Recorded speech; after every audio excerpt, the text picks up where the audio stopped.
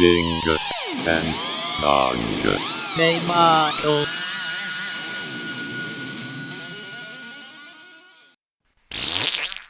Episode 43.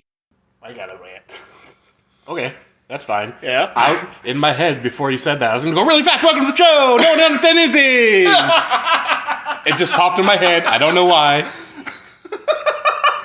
Let's cut everything before that and start with that. Okay. And now I'm going to go into my rant. Amazon, holy fucking shit. They have no idea what the fuck they're doing.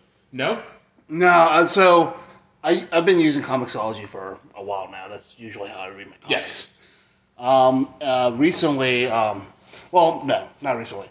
Amazon has owned Comixology for a while as well, but recently they got rid of the old interface that Comixology had. For reading or purchasing? Reading and, going through your library Gotcha. and all that stuff. Okay. So now the interface, when you're going through your library, it shows you every goddamn book.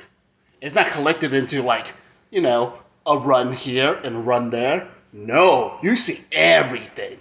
Yeah, so if you're buying single issues, you'll have tens of thousands that you have to scroll through. So you can't put them in like folders, or can you manually move them around, or is it just... Not that I can see. Ugh. Yeah, it's a fucking mess. So it takes you 3 hours to get to the book you're trying to read, and by then you're too tired to read. Yeah, basically. That was one of the things I was like, just kind of, okay, I'll scroll a bit, and it's like, oh shit, I'm still in the A's. I'm not even close to the B's yet. Is there no search?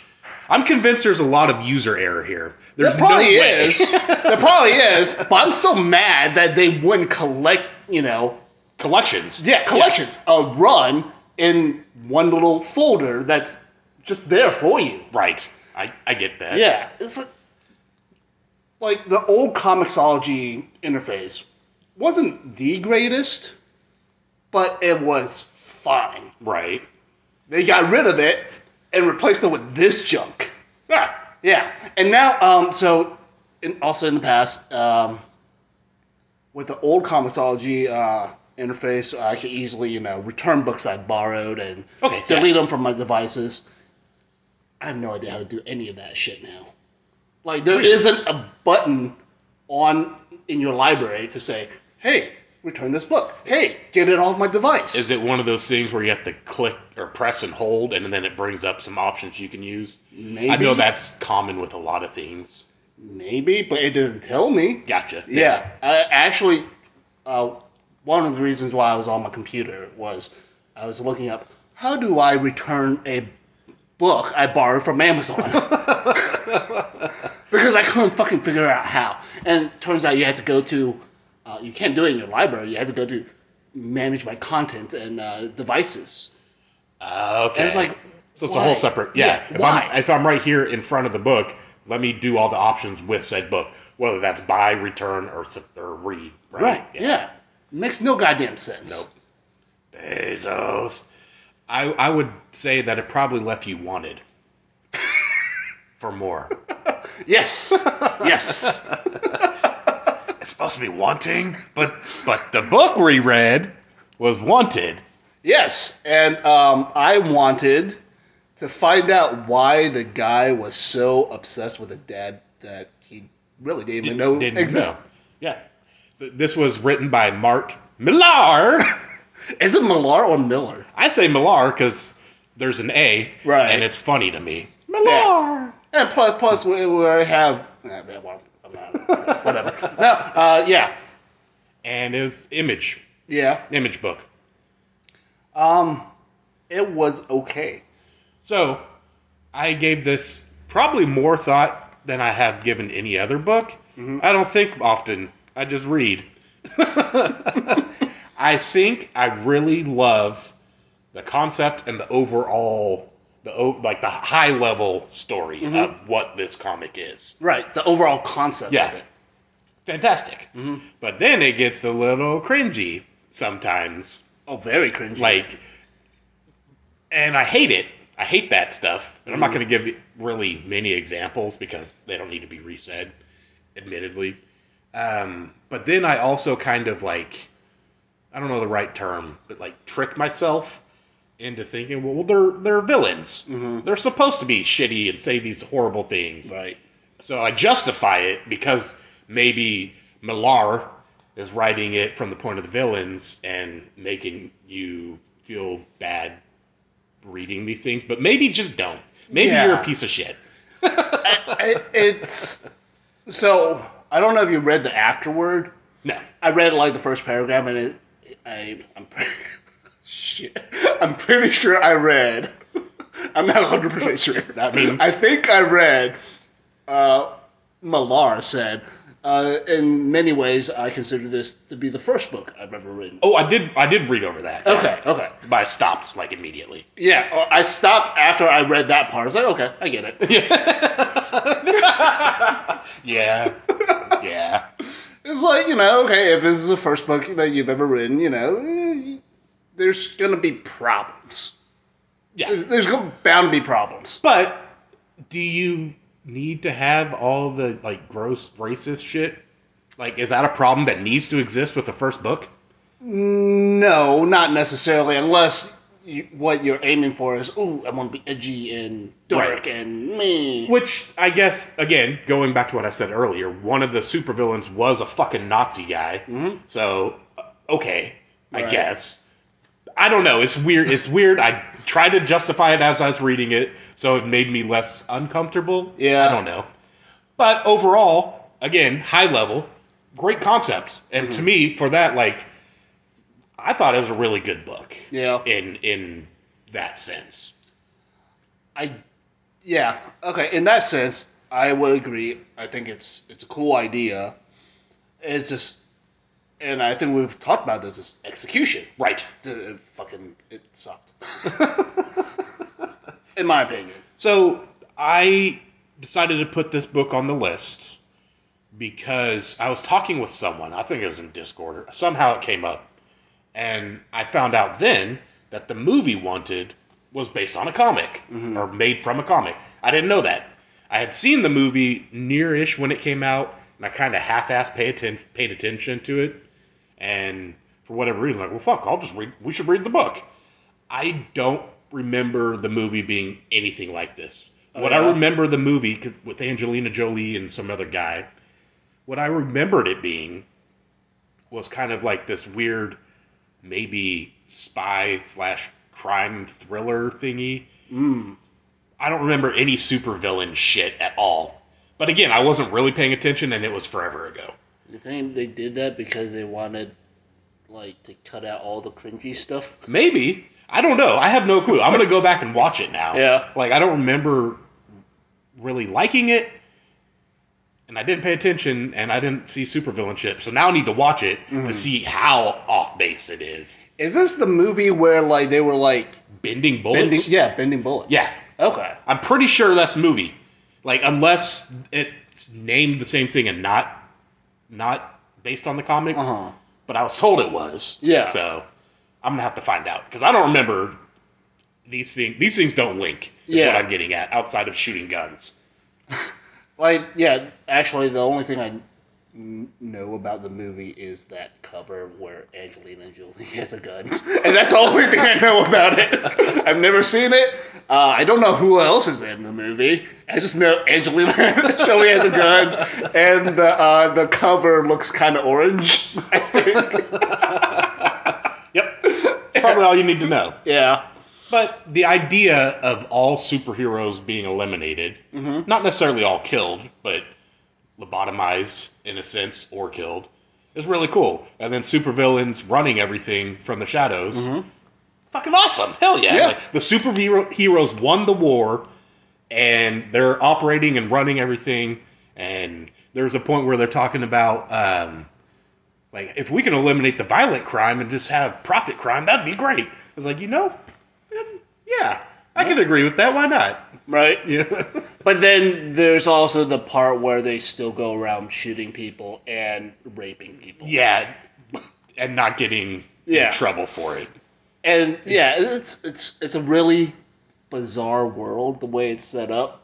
But whatever. It's a fantasy world. Whatever. It's I could get I could get on board with that. But it's just really over the top. Like, it almost feels like, at least for the main character, is just so, like, it feels like somebody like shot him up with a bunch of testosterone after like he went through his training and he just became a different person. Yeah.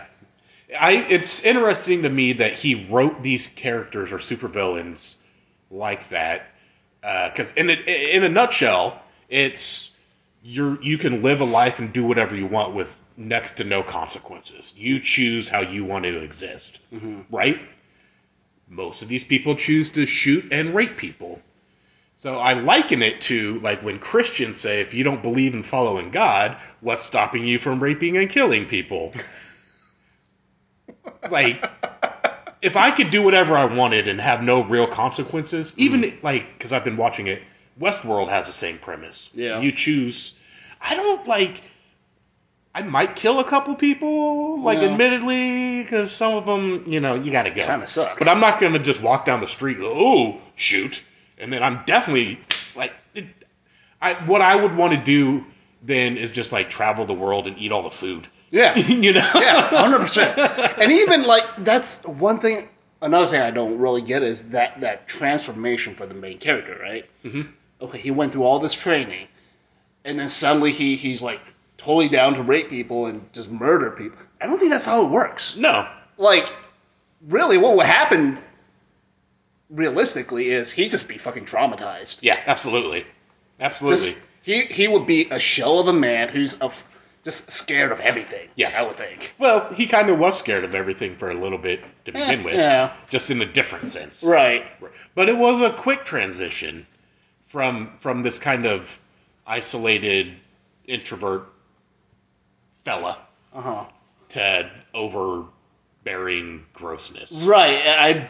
I think it took over a period of a month or two. Right. But even then, like, I highly doubt that somebody would change their behavior so drastically. Right. Within a couple months. By getting punched and then, like, going to slaughterhouses and shit. Right. You're not, no. Yeah. But, whatever. Yeah. Whatever. I did notice in a couple panels, especially towards the end, that this character, what the hell's his name? The main character guy. Wesley. Yes. Sure. He kind of looked like Eminem.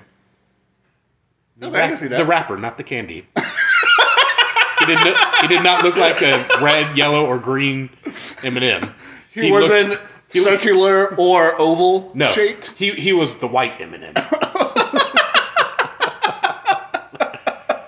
But especially at the end, there's a zoom in panel on his head, and he kind of has it turned. Yeah. And he's got that shaved Eminem haircut. So this is fucking Eminem. Yeah. And then I'm in with him being like, fuck that, I'm just gonna be a bad guy and whatever, right? Yeah. Yeah. And I think the last page was like, this is how I look when I'm fucking you in the ass. It's like, what? Jesus. Your body's not even positioned. It's like contorted so you wouldn't be able to actually be fucking me in the ass with that. Like, no. What he meant to say is, this is my face when I force you to fuck yourself on my dick with your ass. Yeah. But it was interesting also because all this bad stuff's happening. And then there's a subset of bad guys that want to be even more badder. Right. So they kill other bad guys so that they can be open about their badness. They don't have to live a sheltered bad life. They can just flaunt it freely. And that was hilarious. It's it's super villains, coming out of the closet. Yeah. Which, bad comparison. Yeah, it really comparison. Is. Yeah. I get where we were going, but let's just not. No. That's a dead end. Yeah. I did have so many laughs at Shithead. The shit monster. The shit monster. I do like how they killed him with bleach. Yes. But I'm surprised he didn't turn white. Yeah. It was still kind of liquidy mess explosion. Yeah, but still brown. I would figure if you dump a gallon of bleach on a pile of poop, you bleach it white. Yeah. Or at least some some frothing. Yeah. Poo Froth. Some Bleachy Poo Froth. Oh, God. Ma! And he was made out of 666 samples of evil feces. Yeah, and there's a little bit of Hitler in there. Yeah. What the fuck? A couple scoops of Dahmer or something like that. Which, makes you think, like, so when did this start? When was the plan? Right, that's what I'm saying. Like, how long is this shithead monster's origin story? Right. It's got to be a couple decades. Mm-hmm. Yeah. Oh, totally. Jesus. And I kind of wonder, like, at what point did they collect Hitler's poop? Right. Was it the artist period? This is like, it's the creative process in the poo. Maybe they just collect it when he died. Like, you. Oh, yeah. You know? Yeah, It's like, yeah. okay, this person's dead. Scoop. I'm on him. And that's what it is. Like, some mad scientist just going around, and he's like a coroner or a mortician or whatever. Right. And he's just evil. But his only real power is he can sculpt poo. And then, like, it's like Frankenstein. Right. Poo Frankenstein. Oh, shit. But he doesn't have any superpowers, so he doesn't live, like, past the normal human age. So this is like a generational thing. Like Yes. a family. of poo-mancers. Yes. Poop-mancer. It's like passed down from generation to generation, the eldest son. And it's really is the family heirloom. This shit monster comes to life, and it's the crowning achievement of this family. And it gets taken out with bleach. There's definitely some pretty cool ideas in this book. Yes. Pretty fun. Yes. But, like we were saying before, I find it hard to, like, when there's just so much cringy stuff, like sandwich in between the cool stuff, it's hard to get through. Yep. It really is. One thing I want to mention is I do appreciate, the parallels to, various DC or Marvel Figures. and I think there are even events, because making the world forget that superheroes even existed reminds me of Sentry, of his origin and how they wiped him away from existence. Yeah, early on in the book there was when Wesley and the Fox, is that her name? Mm-hmm. The lady that takes him from normal world to get the riches of his dead father. When he first arrives in supervillain land, I don't know what the hell it's called. There's on like the bottom left, kind of silhouette that looked just like Magneto. Yeah. Like, that's a cool nod. But as we get through the story more, it's very blatant. Like, I don't know how they didn't get hit with copyright and trademark shit. Yeah. It's like, oh, that's Batman. They're talking about a detective guy. Mm-hmm. Oh, this is definitely Superman's cape. Yep. Like, and okay. And they even use Marvel by name. They do. They burn Marvel comic books in Yeah. this rite of passage to supervillainy. Which is really funny. It's like, you guys supposed to be the baddest people on the planet, and you're sitting here burning comic books. Yes. What if they're just really expensive rare comic books? Oh, those dicks. Yeah. It's those little small bits of evil that really count. It's a small axe. It affects an incredibly small subset of the populace, but it stings like hell. But I remember having spoken to you years and years and years ago about how I wish there was some movie or something where it's not a good ending and the bad guy wins. Mm-hmm. That's something I always kind of... Because you don't see it often. You get it with this book. It did not deliver. Like, it didn't end satisfyingly, is how I should say. Right. Bad guys won. The bad guy did win. Mm-hmm. And it was not satisfying. Yeah, because I think part of the problem is, I mean, at least for me, I wasn't rooting for anybody. I just didn't care about who won. Fair, yeah. At all. Yeah. At all. I didn't even consider that. Didn't give a shit. Yeah. It's like, okay, Skullface could have won. That's fine. Whatever. Yeah. All right. maybe Fox takes out everybody. Okay, cool, whatever. Exactly. It did catch me off guard that at the end his father was still alive. Mm-hmm. They told it. I get it. Cool. It wasn't like it was clearly planned all along in the writing creative process. And then he ends up killing his father after they reunite. Yeah. Like, you're the only one that deserves to kill me. I was training you this whole time. What? Get the fuck out of here. Right. And it goes back to the whole, like, the dude being obsessed with a guy he's literally never met and didn't even know was alive. Right. Yeah. Get the fuck out of here. Yeah, it was like, whatever. And he was so intent on finding out who killed him, too. Right. Why? Turns out it was you. Now, that would have been, like, if it was developed better, it could have been a cool moment. Yeah. Yeah, it really could have. Yeah. Especially with parallel dimensions or multiverse stuff, they could have. Anyway, they didn't, so whatever. But, first book. Yeah. So. Yeah. And I'm pretty sure I've read other Millar stuff. Can't remember off the top of my head, but I do recall. How can I recall something if I don't remember? Never mind. You know tidbits that are surfacing. Yeah. I watched Kick-Ass and I like that movie. Yeah, there you go. Does that count? Not in this context. No. Maybe if we developed that thought a little bit better with the multiverse stuff, we could deliver on it. Sounds good. Let me get back to my secret evil toilet. Yeah, toilet. Toilet bowl. I liked at the ending when he was fighting his father, though. I thought it was just really cool when he was trying to. He literally said, "Act tough, act tough, act tough," when he was confronting his dad. Mm-hmm. He's like, "I'll give you one shot," and his dad shot, and he swiped his knife and ricocheted the knife or the bullet back into his throat. It was hokey, over the top, corny bullshit, and I loved every second of it. That is like superhero or supervillain shit or comic book shit through and through. It was like, hell yeah, that's pretty cool. Now, this is something I didn't think to do, but like, given it's a book about supervillains, how many like supervillain monologues were there? Oh. Well, I guess one when Wesley is narrating to us. Yeah.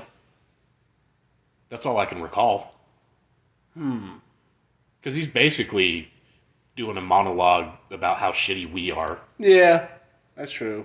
Based like breaking down the fourth wall, right? Right. So. I'm trying to think if like the skull-headed guy had a monologue, and maybe some of the other like shitty characters had a monologue. You figure, just to play on that trope. Yeah. Did Evil Scientist guy have one talking about his fucking experiments? I don't remember. I think the dad had a little one where, he was explaining how he planned all this shit, right? Yes. Okay, yes. Yeah. Not a really overbearing sense of that. Yeah. When a lot of other things are very on the nose, this wasn't. Yeah. Well, it's an interesting choice, but I don't think I would recommend this book. Read it. If you have the wherewithal to push down your feelings about dumb shit, give it a read. You gotta... Reading this book is like going up against shithead. Yes. Yep. Just flush it all away. Now the album this time is The Devouring Void. It's The Devouring Void, and the album is called Hypnagogic Hallucinations. I had to look up what hypnagogic meant. I didn't. Oh, cool. Yeah. Like, I have a vague idea from when I study psychology. but I didn't bother following up with it. I looked up a couple words Yeah? from this album and the song listings. Oh, yeah? Yep. Man? It's all sleepy related stuff. All sleepy? I guess that makes sense. Yeah, there's a lot So sleeping hallucinate, so a dream? Yes. Or nightmare. No, nightmare dream, yeah. Yeah. Okay. I really liked the intro for this. Probably one of my favorite intros that I can recall. That Yeah. isn't tape tracks. It's nice and short, creepy. It reminded me of a couple different things, but I could never put my finger on it. It did an excellent job in setting expectations for feel or tone or mood. Mm-hmm. I thought that was cool. It reminded me, and I can't remember what it was, but I sent you something several months back, maybe a year now, and it was basically a musical project of the descent into dementia. Yeah. And it was a lot of record wobbly, scratchy noise stuff. Reminded me of that immediately, is what it sounded like. Old-timey record. Yeah. I can see that. It's got that very kind of lo-fi sound to Yes. it. Yeah. But the overall album, it's I would describe it as black metal with a touch of death metal to it. Yeah. The vocals reminded me of mid-Satyricon vocals, which, whatever you want to say about that, that's just a correlation that I had. Mm-hmm. Now, the riffing, I would say it's a little more intricate, technical than your standard black metal. Could be, yeah. It's what do you define standard black metal by these days, though? Are you talking your Norwegian stuff? Yeah, when I say standard, I'm always going back to say Dark Throne and stuff like that. Okay, gotcha. Yeah. But there's a lot of interesting riffs. Problem is, none of it really sticks with me. In the moment, Yeah. I'm okay, this is good. But Mid-track 4. yeah, There's a riff there, and you'll know it when you hear it. It fucking rules. It's not like a black metal riff at all. It's just, I don't know what it's like a chainsaw. Oh, I know that because it goes well, right? Yeah, a lot of slides, and that's one of the moments where I think is okay, it's got a little bit of death metal-y to it, and yeah, I do really like that one riff. Yeah, because I don't know, I just like the sound of riffs with a lot of slides in them because it sounds slippery and gross. Ooh! Spooky ghost. It was, I don't know. So it wasn't bad, but something about, I think it's probably how the music and the vocals didn't feel like they were mixed together to make a cohesive sound. It felt like they were separated. And that made me kind of lose interest or not be invested. I don't really know what I'm trying to say. It just was off. Yeah. Well, I did look at, some details on the album, and it's recorded with two guys. Okay. One guy did the instruments, the other guy did the vocals, different countries too. So that might have something to do with what you were mentioning. Interesting. Okay. Yeah. But yeah, it just felt like, I don't know, an open-faced sandwich instead of a sandwich. I don't know. We're just missing that one piece of bread. Yeah. To squish it all together. Uh-huh. Make it nice and cohesive. But that said, I do want to say, the fact that one guy wrote all the music, I think it's pretty impressive. Yeah. Literally played all the instruments and I'm assuming wrote all the non-vocal stuff. Right. That shit's fucking hard, man. And it's not even close to what you would expect from, we'll just say, a one-man black metal band, bedroom band, right?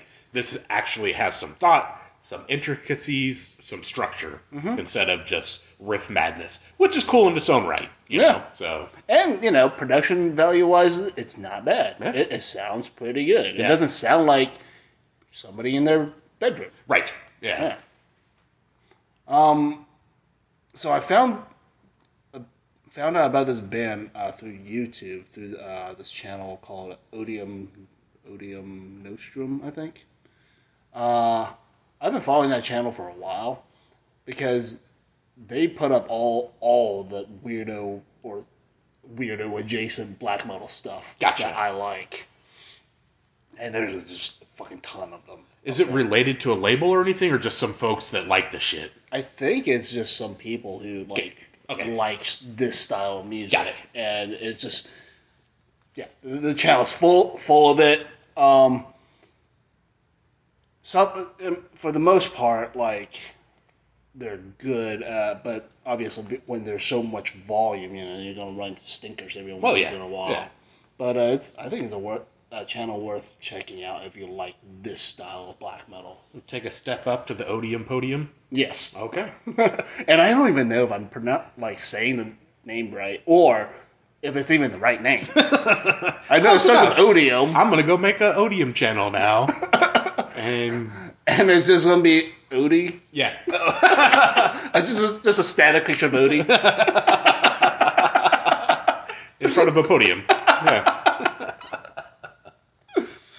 I liked the cover art. It was very nightmarish. Not in a depiction of what one might think a nightmare is. It's of a person having a nightmare. Right. He or she, whoever it is, looks to be in distress. Yes. And there's circles. Yep. Incomplete circles, and that's why he's distressed. Yeah.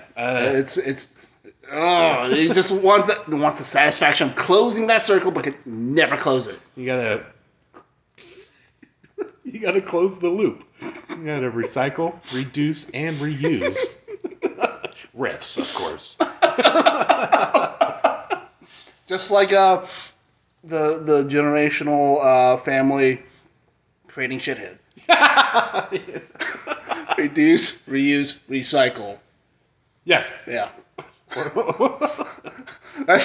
So do you think motto. There was like a teenager of that family, like shithead was made, the family kind of went to the wayside, their mission was complete or whatever, and then like there was a young kid that just learned of this family's history and was feeling a little detached, and then shithead dies. Do you think he goes and scoops shithead to start the process over? Yes. yes. Because once shit has been bleached, maybe what we saw was the initial, like, right when he was killed. So he hasn't turned white from the bleach yet. Yes. So the kid finds shithead later. Most of him has been bleached away. Bone white. Yes. Chalky, dusty. But then there's one little nugget in the corner. Still moist, still brown, and pliable. Yes. And he was digging through literal crusty shit, but found that in the search paid out. He tried reconstituting the turds. Nothing was happening. Just wash away. But he found that. Mm-hmm. He wasn't going to let his family down. He wasn't going to let the legacy be destroyed. He's the true hero. Yep. Yes. And then he turns it around, and supervillains now have to face heroes again. Mm-hmm. Led by shithead. Sorry we circled back to the comic. It was too good. It was, yeah. Decent album. You probably liked it more than I did. I don't say it was bad, but... Well, maybe I did like it more than you did, but I don't think it's necessarily a standout album for me. Yeah. Perfectly fine to listen to, but I personally don't. Well, maybe I'll go back and listen to the woo-wee riff again. Yes. Yeah.